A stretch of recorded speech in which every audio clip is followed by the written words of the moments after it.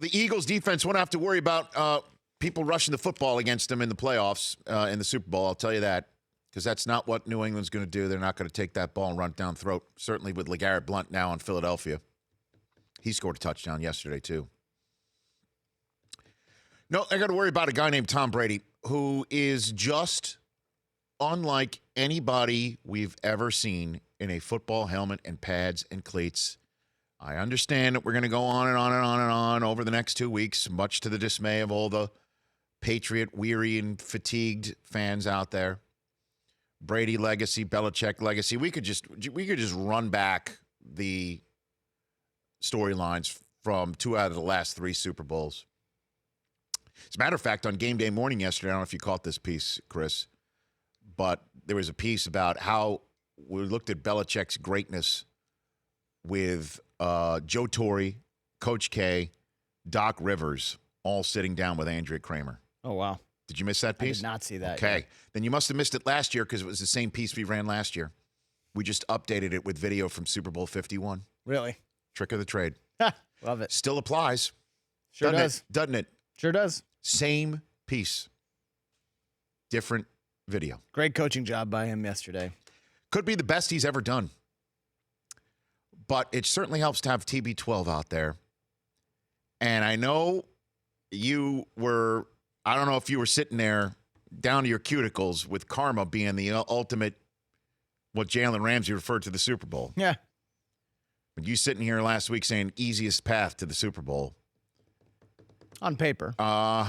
Look. Hey, great game yesterday. The Jacksonville Jaguars were terrific yesterday.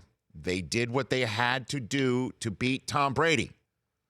They had to do the following. They had to run the football effectively. They did it. They had to keep him on the bench. They did it.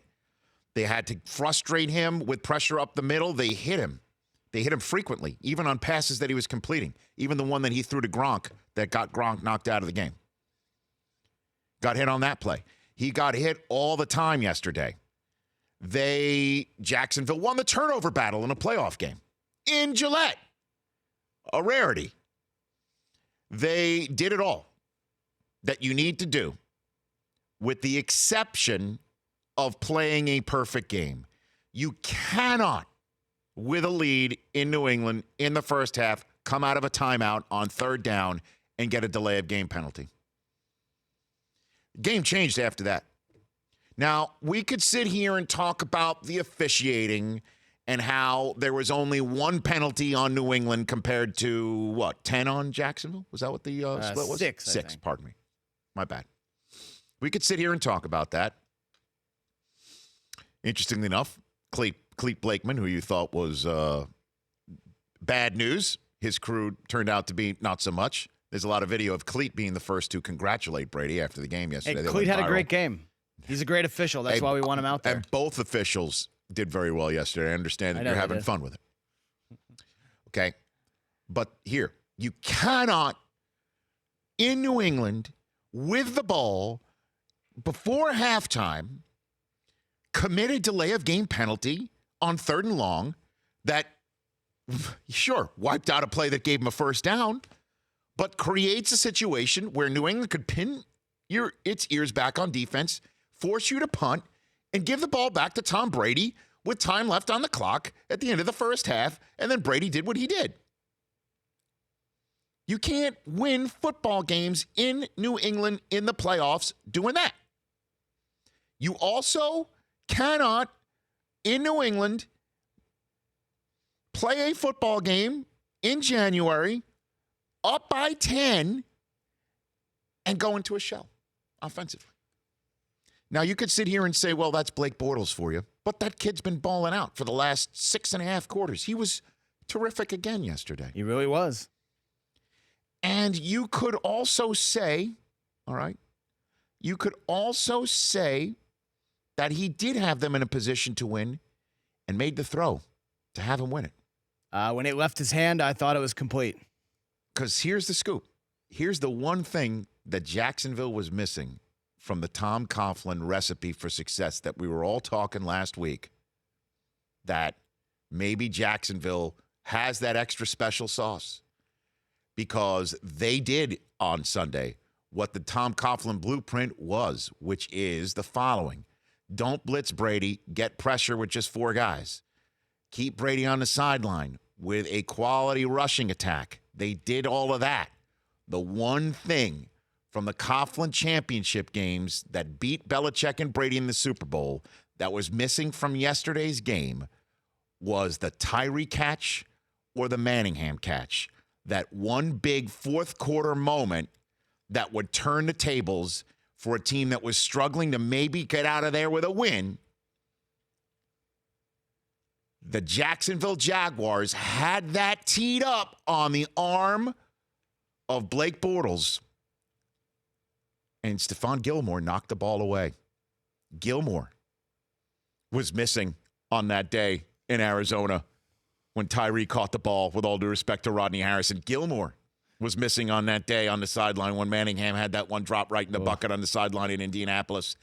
Stephon Gilmore saved the play, saved the game, saved it. This, I'm telling you, we might be coming on the air today, and instead of me leading with the NFC Championship game, I would have led with the AFC Championship game, because we were going to see another play. Bortles to Westbrook. He doesn't knock that away. That thing is caught in his hands, and he's going in the house for 6. I'm telling you. What a play that was. And I don't mean to rub salt in the Bills' wounds, but Darby making that block to lead to a pick 6, because maybe if Robinson doesn't get in the end zone, who knows, settle for 3. Yeah, maybe. I don't know. Foles was so red hot. As I tweeted, he was so red hot they should have sent him to Washington, D.C. to figure the government shutdown, which may somehow get fixed in the next 3 hours, by the way. We'll update you on that. But, you know, I'm telling you, man, that was the one thing that was missing. They needed it. They couldn't get that play, and then Brady put a $138 and 2 scores on a defense that was rattling him, that got in his grill, got in his cage, maybe in his head. I doubt it.